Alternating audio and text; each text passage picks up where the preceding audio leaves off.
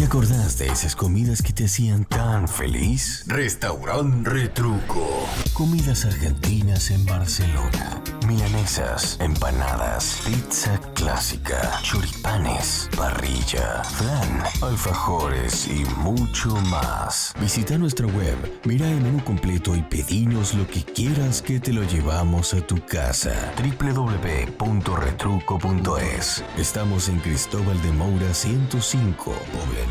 Teléfono 93 513 2749. Lo mejor de lo nuestro, como en casa.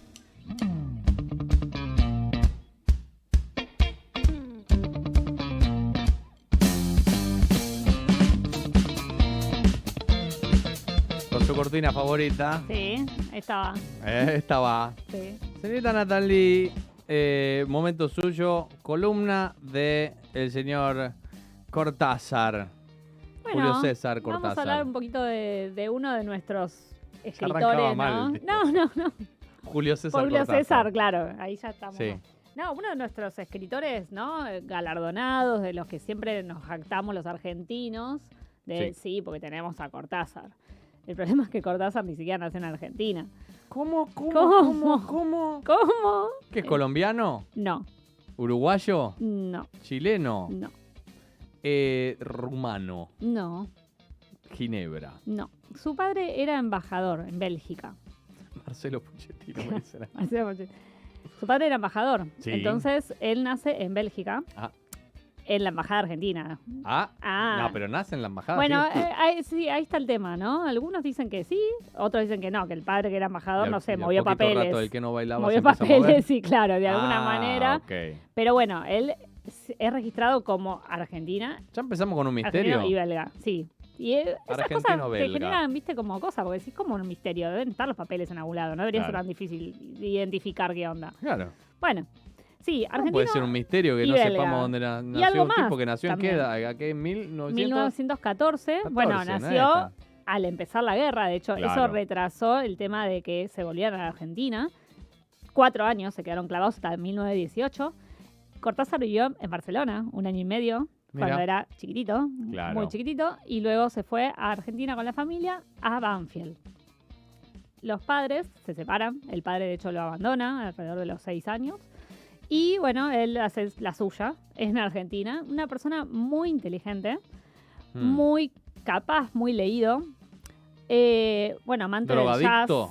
No, pero neurótico, muy neurótico. O sea, estamos hablando de una persona que primero estudió letras, fue profesor de secundaria Sí. durante algunos años, también dio clases en universidades nacionales. Y cuando el peronismo triunfa, él se baja de la cátedra en la que él estaba. Creo que la Universidad de Cuyo, si no me equivoco, ¿eh? O la de Mendoza. Lo tengo que buscar bien. Antiperonista. Total. Anti declarado. Y él dice que, bueno, que antes que alguien más le saque el saco, ¿no? Lo corra de su puesto, él se baja solo. Y decide autoexiliarse. Eso en el 51. ¿A dónde se va? A Francia. Y Muy ahí bien. está la tercera pata de Cortázar. Cortázar, decimos así, Cortázar argentino. Cortázar vivió casi toda su adultez en Francia y de hecho le otorgan la nacionalidad Adultez a partir francesa. de 40, Claro, de los 30 y 37 pico. creo. Bueno, pero 30 y ¿No? pico en Argentina. Bueno, sí, Dice que bajo cayó de Europa a Banfield, dice Sergio. sí, pero bueno, después Bueno. se reivindica, ¿no? Pero Banfield no es el mismo Banfield de También ahora, es eso. el Banfield de Es verdad. 1915-16. Estamos hablando del de Art, ¿se Claro, acuerdan que es otro hablamos es del, no? Bonfield. Sí. Bonfield. Claro, con ese nombre Claro. inglés no es Wild, es Claro, Wild. Wild. ¿Entendés? Es otra cosa. Bueno, claro. Hay muchas cuestiones acerca de Cortázar y de su narrativa que reflejan un poco eso del lado de acá y del lado de allá, ¿no? Quiero quedar con una cosa. A Cuando ver. lo abandona el padre, Sí, generalmente aquellas personas que han sufrido algún abandono terminan desarrollando, por eso te pregunté si Ujú. adicción, terminan desarrollando una personalidad en donde, en el caso de la mujer hacia sus parejas, el hombre no sé tanto porque no he conocido casos masculinos, pero el abandono en un niño Mm. tiene una consecuencia en En la su psique. psicología Claro. sí, de adulto. Bueno, Por eso no sé cómo eran yo sus lo único relaciones que con sus sé con mujeres. respecto... bueno, de eso algo te puedo decir. Tuvo 2 mujeres, 2 Ujú. esposas y Sí. una tercera pareja en el medio, entre esas 2. Pero no se le conoce escándalos, digamos, ¿no? Ok. Con su primera mujer estuvo 14 años aquí en Francia y la segunda mujer la conoció después. Bueno, de hecho, cuando su segunda mujer muere, él ya tenía 60 y largos. La primera esposa lo cuida hasta su muerte. Él se Él queda a muere partir de a los ahí, se 70 queda en años. Francia. Sí, él se quedó en Francia desde que emigró y, bueno, le dieron como la nacionalidad honoraria a los 78, 79, uno o dos sea que años antes de fallecer. Muy Tenía triple nacionalidad. Claro. Sí, si uno va a Bélgica, de hecho Franco-belga también ahí argentino. está, claro, está reconocido como, lo toman como propio, como su escritor. Ajá. Pero bueno, él digamos que se ayorna a la vida parisina. Ama París, no se molesta en ocultarlo. Y cuando hace algunas de sus obras, siempre se lo va leyendo a Cortázar con esa doble mirada. Es decir, estás un poco de este lado o un poco del otro. De hecho, Rayuela, no sé si lo habrás leído, Empecé, empezaste. pero me resultaba ¿De qué modo lo leíste, tedioso. Rayuela? Rayuela tiene dos maneras de leerse. No, y por de eso, la única forma que puedo leerlo yo, ¿cómo es eso? en orden. En orden, bueno, ese es el modo hembra. Yo lo leí al modo macho la primera Bien, vez. macho. Se dice así porque así lo bautizó él, ¿no? Ok. El modo hembra sería el modo pasivo, el modo de, bueno, leerlo tal y como te presentan la obra. El Ujú. modo macho es siguiendo la rayuela, porque en el libro al principio uno tiene un orden determinado para ir saltando de capítulo a capítulo. Era medio machirulo. Total, ahí vamos, ¿no? Sí sabemos que hay una mirada un poco misógina hacia la mujer, se reflejan algunos de sus personajes femeninos. La maga es una tarada total. Sí. Hay mucha gente que la ama, pero Sí. la verdad que es una... Es una, la pinta como una hippie Sí, es un... que bueno, está para ahí, que es también, no está mal, o sea, está mal que generalice naif, en que quizá. todas las mujeres sean así, pero la maga, a mí, como yo la leí, lo poco que leí, era como una hippie que la vida que la, nada la le lleva... importa y Exacto. que de alguna manera, bueno... Pero que hay personas así, hay mujeres así, que vos decís, pero va por la trivializan vida incluso así. la muerte de su bebé. Bueno, eso no. ¿No? no. Como que precisamente ponen eso de no sé, la amante o la mujer o la madre en segundo plano. Todo lo que importa es ese hipismo en el que ella está envuelto y eso de Sí. andábamos sin buscarnos porque andábamos Sí. para encontrarnos, que sí, es divino, es un libro que está bueno, por supuesto. Repito, Difícil yo de lo leí leer. de las dos maneras. La primera vez que lo leí no me gustó, no lo entendí. Esto de ir saltando me pareció demasiado No, a mí lo que me rupturista. ponía de locos es que no pone un punto, aparte. Ahora Poneme hablamos un del punto aparte, te estilo. lo pido por Dios, Es muy Cortázar. rupturista, pero cuando lo leí de la otra forma, la forma hembra, digamos, pasiva, me gustó mucho más y lo entendí de otra manera, pero también venía de yo estar más grande y yo entender otras cosas acerca de la vida. No es lo mismo leerlo a los 16 que leerlo a los 29, Sí. ¿no? Digamos, eso te cambia. El estilo de Cortázar es, primero que es muy particular. Uno lee Cortázar y se da cuenta de que está leyendo Cortázar. Eso de no me pone un punto o no pone una coma tiene que ver con la agilidad. Trata de emular de alguna manera el pensamiento. Eso deriva del surrealismo. Cortázar trae mucho de la escuela surrealista, en donde se trata de, de emular lo que se llama el stream of consciousness, o sea, el fluir de conciencia. Era una técnica vanguardista que trataba de que si uno está hablando de una cosa y salta como por libre asociación a otro tema, cómo funciona la mente funciona así. A veces estamos pensando en una cosa, venimos caminando, se nos cruza algo, la mente se nos va hacia ahí, después esa cosa nos despierta otro pensamiento. Y eso Cortázar lo trata de hacer en su propia narrativa. Entonces no hay un punto porque el pensamiento y la lectura debería ir de esa manera. También es por una cuestión de agilidad, ¿no? Hay un cuento que se llama No se culpe a nadie, en donde hay una persona que se trata de sacar un pullover azul, un jersey. Y se lo trata de sacar y cuando empieza a hacer este movimiento, encuentra que el jersey, la lana, se le pega a la piel, se le pegotea como si fuera una segunda piel y le empieza a entrar la desesperación al tipo, que se quiere sacar la polera, imagínense, ¿no? La polera tapándole la cara y la boca y no puede respirar y toda esa desesperación. Y claro, si uno lo cuenta así, sin cortar, sin poner una coma, sin poner un punto, es peor, porque te da esa sensación de que entonces no puedo parar de leer y no puedo parar de pensar, porque solamente te me ves en lo que está pasando ahí.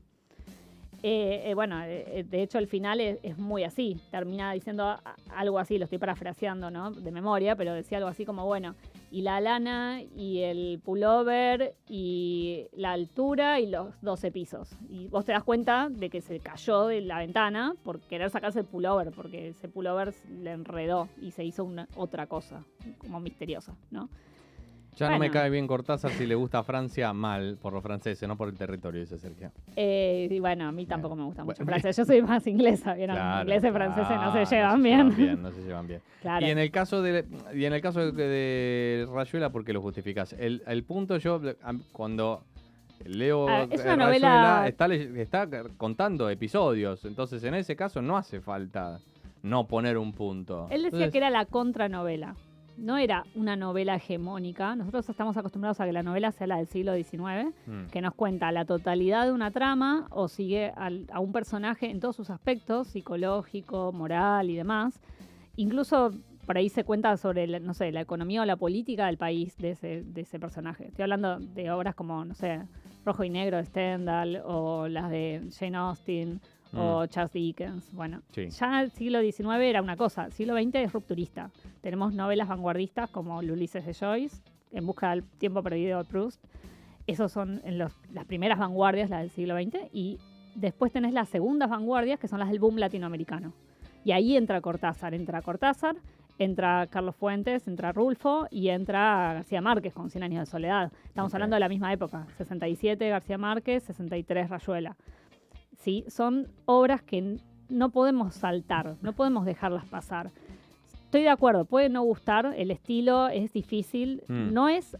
A ver, Cortázar no quería un lector pasivo, no quería un lector que tuviera todo servido en bandeja, porque entonces eso no es nada, no es un ejercicio. Él consideraba que... Pero se equivocó, porque el lector nunca es pasivo. El momento que uno imagina, no lo imagina de manera... Sin duda, pero imaginar viene de imagen, es solamente hacerse la imagen de algo. Sí. El problema es descifrar, decodificar. Onetti y García Márquez y Cortázar, todos inventan ciudades, por ejemplo, o hacen algo peor, que es que el narrador te mienta. Y uno no sabe dónde está la verdad, porque al menos... Cuando uno lee un libro espera la fidelidad de parte del narrador. Es decir, no, lo que me está contando me lo está contando posta. Y después te das cuenta por contradicciones internas de que en realidad el narrador te está mintiendo. O el narrador es otra voz, o es otra persona, o va cambiando el punto de vista todo el tiempo. Eso es porque, hay algo que se llama la crisis del realismo. Pero ¿no? Necesitas a alguien que te enseñe a leerlo. Claro. Entonces. Me encanta la crisis del realismo. Está en bien, secundaria pero entonces, la doy en tercer año, a los chicos se les vuela la cabeza porque no entienden nada. Pero si no te dieron eso, entonces Cortázar no es para todos.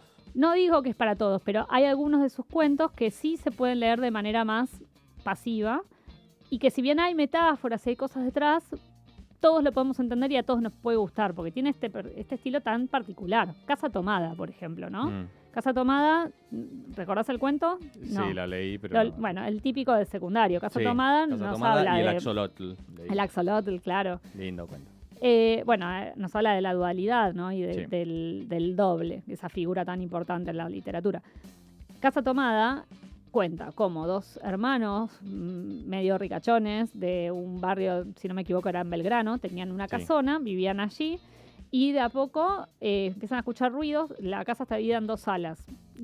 El ala cultural, que es la que tiene la biblioteca, el personaje tiene un montón de libros en francés y escucha jazz, ¿no? Siempre hay como un alter ego ahí él siempre estaba. Sí.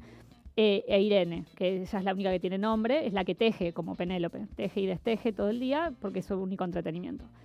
Del otro lado de la casa están las habitaciones y demás, la parte más funcional de la casa. Bueno, empiezan a escuchar ruidos en el ala cultural primero. Tanto que tienen que cerrar, ¿no? Bloquean esa parte de la casa. Luego empiezan a escuchar ruidos en una de las habitaciones, la tapian. Luego van a otra de las habitaciones y así hasta que se tienen que ir de la casa, porque ya en un principio los escuchaban y ya es parte de la costumbre y al final se tienen que ir. Y cuando se van, el hermano, creo que se llamaba Sergio, ahora que lo pienso, me parece que era Irene y Sergio. Bueno, el hermano toma la llave y la tira por una alcantarilla y le dice a Irene, no vaya a hacer cosa, voy a dejar la llave, no vaya a hacer cosa que algún pobre diablo quiera entrar a robar y encuentre la casa tomada. Y uno dice, pero ¿qué te molesta? Que me estén... Es humorístico hasta... ¿no? Claro, sí, tiene un humor muy sarcástico, ¿no? Pero muchos lo han leído como... Es el peronismo esto. Claro. ¿Por qué? Porque, bueno, primero vinieron por la cultura, después han venido por el dinero en efectivo que estaba en la biblioteca. Según Cortázar, no estamos diciendo que así Cortázar lo sea. ha dicho directamente. Cortázar dijo, los bombos del peronismo no me dejan escuchar mis discos de jazz. Claro. Y se fue. Excelente. Onda, la casa la dejó y se fue. Bien. ¿No? Y si la casa es el país, Creo que levantó la imagen de Sergio ahora. Es muy anti todo. Después se hizo muy de izquierda. En algún punto él empezó a apoyar las causas de la Revolución Cubana, de Nicaragua, empezó a interesarse cada vez más en política. Digamos, en eso difiere bastante de Borges, que siempre se lo ha considerado más agnóstico hasta en la literatura, hasta en la política, porque es como, dicen que es de derecha Borges, pero ni siquiera, no se mete, sencillamente está muy por debajo de sus intereses, la política. Sí. Cortázar no, Cortázar era más activista en eso, y él es decididamente y pronunciadamente antiperonista. Bien. Ya te digo, se autoexilia por eso. Y es una decisión que nunca deja atrás. Cuando vuelve a Argentina, en el 81, si no me equivoco, de 2 paseo. años antes de... No, perdón, en el 81. Vino de paseo, vino a visitar a su madre, que todavía vivía. Y, Dictadura. claro, no, entonces estoy diciendo mal. Fue en el 83. Fue un mes antes de que él falleciera. Okay. Él fallece a principios del 84. Alfonsín se niega a recibirlo. No lo saluda, él ya tenía su Qué fuerte, fama. Alfonsín. Por eso te digo que, viste, hoy te dije, vamos a hablar de Alfonsín. Sí, se niega a recibirlo y la gente por la calle lo aclama, le pide, ¿no? Autógrafos, quiere sacarse fotos, porque ya quiero ver qué está pasando en el chat. Si era antiperonista ya me vuelve a caer mejor. ¿Viste? Hay que leer a Cortázar. Yo sé que es un must. Son de esos de Vos que ¿sabés hay lo que tenés leerlos. que hacer? Después Es vemos. darnos La el lista. starter. Bueno. El de menos a más, Sí. como hicimos la otra Sí, vez con sí, Tolkien, sí. que hay que leer el Hobbit primero. Bueno, tengo acá algunos de los ¿Cuál cuentos es principales. del sencillito al más complicado. Bueno, unos sencillitos, Casa Tomada. Casa Tomada. Que, de nuevo, podemos hacer una lectura alegórica, pero es fácil. Axolotl, que nos Sí. habla de la dualidad. Ahí vemos muy bien el estilo de Sí, él, el cómo estilo va cambiando las por voces. eso nos lo daban, supongo, porque Claro. nos hablaba de esto de que hay un momento un momento espejo, Claro. en donde él se da vuelta y pasa a ser De estar del otro lado de la espejo. pecera, ¿no? Exactamente. Bueno, La noche boca arriba también es uno de los típicos cuentos que se ve en el secundario, por ejemplo, y que nos habla desde la vanguardia de ese limbo entre el sueño y la realidad. Piensen de nuevo que viene del surrealismo y hay mucho sobre eso, sobre esto del fluir de conciencia, sobre qué es la realidad y qué no lo es, qué es lo que está en nuestra mente y qué no. Cortázar era neurótico. A ver, él empezó a tener síntomas neuróticos después de hacer su carrera de traductorado de inglés y de francés ¿Qué en 9 significa? meses. ¿Qué llamas neurótico? Bueno, no te sabría decir la definición No. clínica, pero sé que, por ejemplo, él veía cucarachas en la comida. Ah, ok. A ese punto. Ok. O sea, de nuevo, cuando estudió su carrera de profesorado, todo bien. Pero el problema fue cuando se quemó las pestañas. En 9 meses metió una carrera de 3 años. 2 traductorados. Un enfermo. 2 traductorados. El ¿De qué? el de inglés y el de francés. Está loco. Total. Y de hecho trabajaba como traductor de la UNESCO, ¿no? Era un tipo, de nuevo, una mente muy lúcida. Toda la gente que trabaja en general con idiomas, ¿no? Está esa cosa de los matices y de poder identificar lo que es en una lengua, lo que es en la otra. Muchas gracias. Bueno, te digo un par de cuentos más que Sí. son importantes, Recordemos, Casa Tomada, El Axolotl y ¿no? La noche boca arriba. La noche boca arriba. Luego tenemos No se culpa a nadie, que es este que les había comentado del pullover. Sí. Tenemos Las Ménades, que es un texto muy, muy lindo, muy triste, Sí. de Todos los fuegos el fuego. Tenemos Autopista al Sur, que es una hermosa metáfora sobre la vida. Si uno lee Autopista al Sur y, bueno, ves cómo hay un montón de autos que se meten en una especie de embudo, en una autopista que va hacia Francia, hacia el sur de Francia. Y de repente hay un embotellamiento y, bueno, parece que todos más o menos a la par, como cuando estamos en el jardincito, ¿no? Sí. Algunos un poquito más adelante, otros un poquito menos, pero todos más o menos juntos. Y en algún momento hay un atascamiento en donde la gente se empieza a conocer, se empiezan a intercambiar, algunos van de un auto a otro. El Creo que conductor, lo leí ese. sí, es un texto clásico, Sí, ¿no? Se creo los que lo llama a leí. cada uno por el nombre del auto. Creo que había uno que era el del Anglia gris, el otro era el de... Sí, bueno. sí, lo leí. No sé por qué, pero lo Y leí. bueno, el protagonista se Puede ser engancha que con había una edición de chica. Rayuela que también tenía... Puede ser, Sí, seguramente. me parece que sí. La chica queda embarazada. Obviamente es como algo llevado al extremo, ¿no? Sí. Es no sé, algo que les toma mucho tiempo. Y bueno, en un momento ya empiezan a... Cada uno se va conociendo, ¿no? Los autos son metonimia de los personajes. Y bueno, se empieza a destrabar la cosa, cada tanto ellos iban avanzando y de repente se libera, y vos ves que los autos divergen, cada uno se va por su lado, los vínculos se rompen, la persona que había quedado embarazada quedó lejos del otro chico, no tienen sus contactos. Y bueno, la vida, ¿no? La vida, la carretera que nos lleva. Autopista del Sur es muy lindo. Sí. Continuidad de los parques. Descubrí algo que había leído que no me acordaba. ¿Viste? En algún lado de nuestro subconsciente queda. Continuidad de los parques también es otro de los que se suele trabajar en literatura básica, digamos. Sí. Nos habla también de un lector que está leyendo y de repente nos metemos en la trama de lo que está pasando y nos damos cuenta que el personaje que está adentro de ese libro en realidad está afuera yendo a matar a ese lector. Interesante, un texto que se lee muy rápido y es muy bueno. ¿Cómo se llama? Continuidad de los parques. Ok. Carta a una señorita en París, otro de los clásicos, de un hombre que vomita conejitos, porque está nervioso y de repente vomita conejitos. Bueno, es eso, Cortázar es un poco de lucidez, es mucho de... A él no le interesaba tanto, no le interesaba tanto el qué se narra, sino el cómo se narra, el transmitir la experiencia.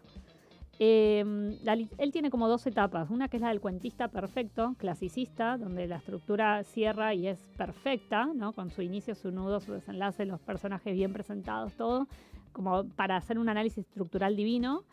Y tenés la otra parte de Cortázar, que son, bueno, los experimentos narrativos. ¿Pero esto él lo entremezclaba o en la primera parte de su historia él es más estructurado y después se deja...? En la primera parte de su historia él había empezado con una obra dramática, la primera que tiene, que se llama Los Reyes, que es un poema un poema dramático. Y también tiene algunas poesías que él las publica bajo el seudónimo de Julio Denis, porque no se animaba todavía a publicar. De hecho, en Argentina no había publicado casi nada. Él se lanza a su carrera a los 37 años cuando emigra. En Francia. Así que no estamos todavía fuera del mercado. Hay gente que empezó grande en la literatura. Listo, sirve siempre. Claro. Pero bueno, luego él se especializa más que nada en cuentos. Tiene Rayuela como novela larga, tiene Los Premios, que es un antecedente de Rayuela, tiene otras como la de Carta a Manuel, si no me equivoco. Creo que me estoy equivocando del nombre, pero es algo similar. Bueno, 2 o 3 novelas más que no son tan relevantes. La más importante es Rayuela. Sí. Y bueno, cuentos. instrucciones para. Las instrucciones, claro, bueno, después tienen los decálogos, instrucciones para subir una escalera. Sí, para Lucas. Sí. Pero esos son juegos, precisamente, ¿no? Un tal Lucas. Lucas, sí. Son juegos narrativos. Bueno, a ver, para mí es uno de esos escritores que al menos una vez en la vida hay que tratar, hay que intentar. Si no nos gusta, bueno, listo, tenemos otros. Vamos al tema Borges, ¿no? Lo menciono nada más y lo dejo abierto porque es para la próxima. Sí. Pero yo cuando era chica, cuando tenía 16, 17, me preguntaban Borges, Cortázar y yo decía Cortázar, ¿no? Siempre. Había leído un poquito de Borges en el colegio, un poquito de Cortázar y a Borges no lo entendía. Creía que Cortázar estaba más cerca. Hoy te digo Borges, porque lo vuelvo a leer y creo que hay más. Creo que Borges no es para hablarlo en 20 minutos, no se puede. Cortázar tampoco. Pero la verdad es que, bueno, tiene tantos tópicos y tantas cosas que estaría bueno agarrar un texto y leer y desglosar ese texto. Hagámoslo cuando quieras. Hago una clase. Sí, hagámoslo. Sin ningún problema. Bien. Pero bueno, es una dicotomía que es válida. Hay quien elige Cortázar, hay quien elige Borges. Quizás sean momentos de la vida, quizás más adelante ya te digo, me pasó de volver a agarrar Rayuela de grande y decir, qué hijo de puta este tipo, cómo escribe. La verdad es que no, hay que darle la chance. Fue Natalie Melgoulan con su columna de libros en el día de hoy. Cortázar, miércoles que viene, vamos con Borges. Muy bien, ahí estaba, Quiero despertarme en un mundo agradable.